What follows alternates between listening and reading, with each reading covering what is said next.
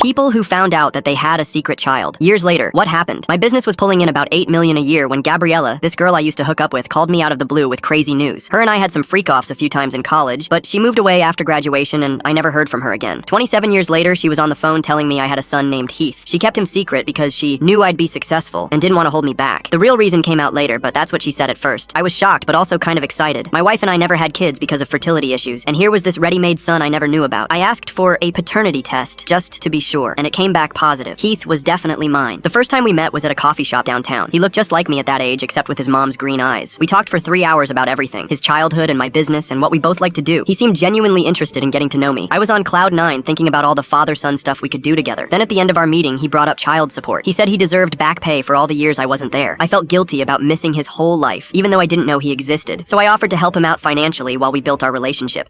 Started sending him $12,000 a month, which seemed like plenty for a young guy to get on his feet. 2 weeks later, he texted saying $12,000 wasn't enough. He had student loans and credit card debt and wanted to move to a nicer apartment. I bumped it up to $15,000 because I wanted to make up for lost time. What's money compared to finally having a son, right? Over the next few months, I tried to spend time with Heath, but he was always busy. Too busy to grab dinner or watch a game or go fishing, but never too busy to cash those checks. He'd text me pictures of his new car and expensive watches and trips to Vegas with his friends, all funded by dear old dad. I started doing some digging and found out Heath had never worked a day in his life, dropped out of college after 2 semesters, and had been living in his mom's basement playing video games ever since. The student loans he mentioned were mostly spent on partying. The credit card debt was from buying gaming equipment and ordering takeout for every meal. Gabriella finally admitted she told him about me because she was tired of supporting a grown man who refused to work. She figured his rich father could take over the burden. They'd planned the whole thing together before that first phone call. That's when I realized I wasn't building a relationship with my son. I was just his newest ATM, so I told him I was cutting his monthly payment to $4,000. Still way more than most people make working full-time, but reasonable for someone who needed to learn some responsibility. Heath lost his mind. He called me every name in the book and said I was abandoning him just like I did when he was born. Never mind that I didn't know he existed. Then he actually sued me for the full $15,000 plus emotional damages. We ended up in court in front of Judge and Heath's lawyer, argued that I'd established a pattern of support at $15,000 and couldn't reduce it without cause. My lawyer pointed out that $15,000 a month for an able-bodied adult with no job was insane. The judge asked Heath directly what he did for work. He said he was between opportunities and focusing on personal growth. She asked how long he'd been between opportunities. He mumbled something about a few years. She asked what personal growth activities he was doing. He mentioned his gaming YouTube channel with 12 subscribers. The judge ruled that $4,000 a month was more than generous for an adult child who refuses to support himself. She actually said I was being too nice, and most parents would have cut him off completely. Heath stormed out of the courtroom without even looking at me. I kept sending the $4,000 every month, hoping he'd eventually want a real relationship. But all I got were angry texts about how I ruined his life and his mom was right about me all along. The money I sent just enabled him to keep doing nothing. Last I heard, he was still in that basement playing video games and complaining about his terrible father who only gives him $4,000 a month, which is literally a working person's monthly salary. Gabriella still asks for more money sometimes, but I just forward her emails to my lawyer now.